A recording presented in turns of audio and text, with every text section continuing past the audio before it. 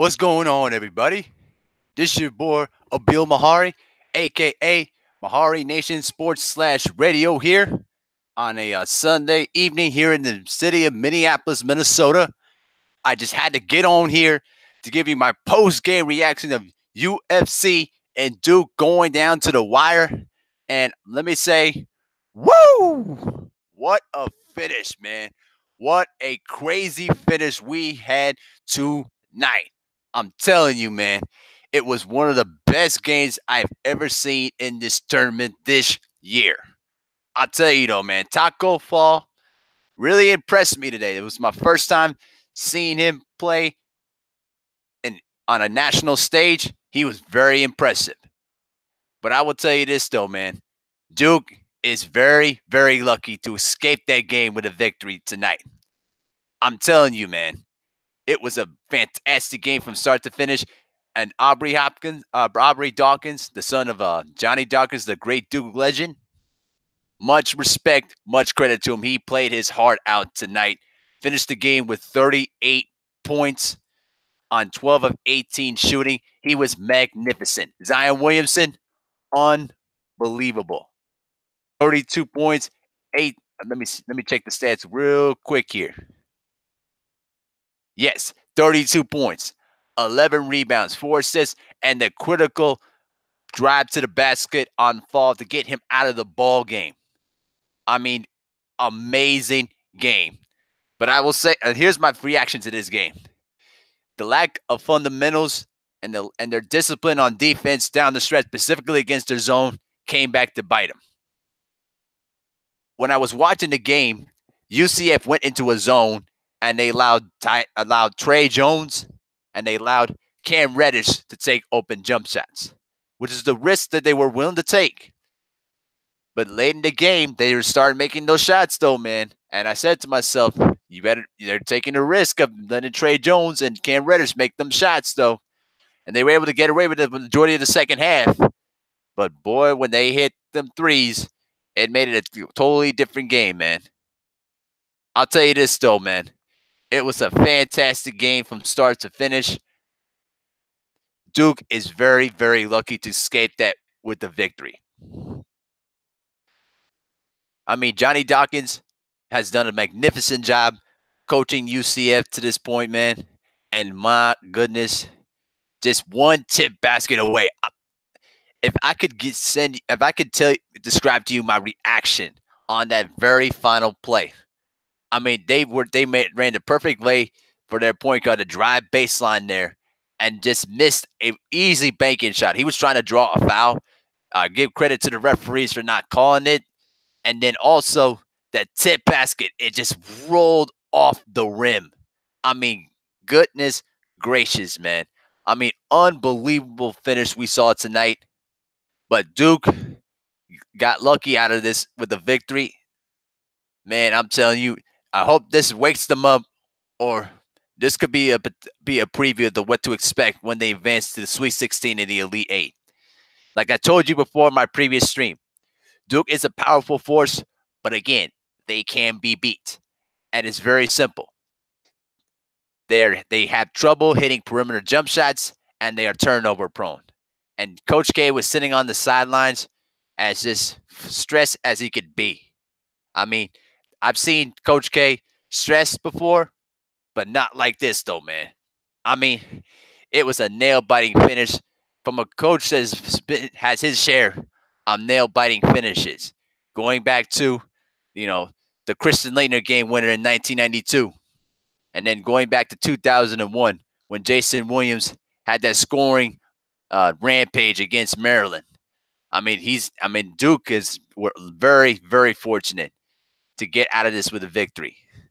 But now that they survived, though, I'm really, really am concerned about how Duke is going to approach this for Thursday when they do advance to they advance to the Sweet 16. Though, man. And whoever comes out of it, though, bro, they're gonna have their hands full. Zion Williamson, he was magnificent. He basically showed me something today. He took the ball, drove to the basket, and was just relentless. I mean, when Takum Fall was in the ball game, he was an impact player. There was no there were Duke was having a hard time penetrating and getting to the basket. But like I said before, if but the thing is this, like I said before, UCF lack of fundamentals of staying up straight and not letting Duke drive to the basket was going to be their downfall. And that last possession there, when Zion Williamson was driving the ball to the basket, I said to myself, if Takum may need to stay away to avoid picking that up, that last foul he had. But I understand that, though, just trying to make sure you don't get the block shot, though. But, man, I'm telling you, it's hard to drive to the basket when Zion Williamson is in your face. Man, I mean, it was an unbelievable finish. I mean, I was just totally impressed by both teams. Aubrey Dawkins, shout out to that brother, man. He was magnificent. I mean, he finished the game with 32 points. Man, he was 12 of 18 shooting, matching that's game high with Zion Williamson, though, bro. But I'll tell you this, though, RJ Barrett, he might be their big downfall to this game. John Black Johnny was good, brother. I'm not gonna go on live for too long, though, man. So I'm just giving you my post-game analysis of UCF and Duke. That great finish tonight, man. I mean, Johnny Dawkins did a great job of using Fall as a post player to try to get some easy buckets out of it, though.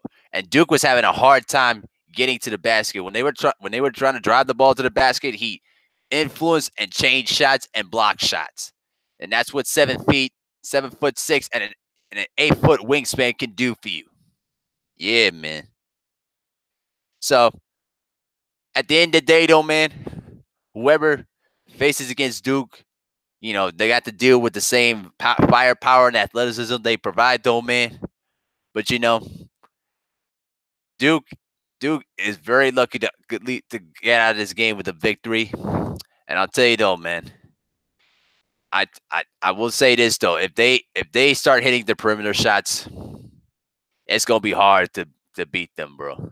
And Zion Williamson was 3 of 5 from three-point range. He was taking the ball to the basket. I'll tell you this, though. That shot clock controversy was very sketchy to me because there was two different angles on that shot that, you know, CBS showed. It was the sky camera above the basket, which showed that the ball did not hit the rim, and then there was the baseline camera there, which kind of showed that the ball was sliding away from the rim. To me, on that play, that was a shot clock violation because the fact is, in order to have it to be a shot clock violation, the ball has to rotate somewhat in order to hit the rim. When the ball here's what I'm saying on this one. To avoid a shot clock violation, the ball has to hit the rim, right? But if it nicks the back of the rim or even the back rim or the side, there's reset. It's supposed to be a reset of the shot clock. When I saw the ball coming down, I didn't see any change in the rotation of the ball. And that's the big key there. If the ball did not change rotation, then that's a perfect sign for me as an official that the shot should have not had counted. You know what I'm saying? So, I mean, it is what it is, though, man. I mean, it's hard to try to figure that out, though. To me, though, it was a shot clock violation. So that basket that Fall had on that putback should have not had counted. But it is what it is. So at the end of the day, though, man, great finish. You know, Duke got very lucky, man. Yeah, I had Duke coming out of that. I had Duke winning the whole thing. And boy, did they get lucky tonight. They got lucky tonight. We still got more basketball available right now. But I'm going to take a breather from it for a little while, catch my breath, and then catch up with some more basketball. So this is just me. This is Abil Mehari on MehariNation Sports /radio. Shout out to the entire LDBC. Shout out to the entire Lions Den boxing and basketball community. And I'll see you all this coming Saturday when we talk about the issue with the sanctioning bodies and what we're trying to do and what can we do to try to change the rules and regulation or removing all the sanctioning bodies. Until that time, y'all have a good night. And y'all take care. See you next time.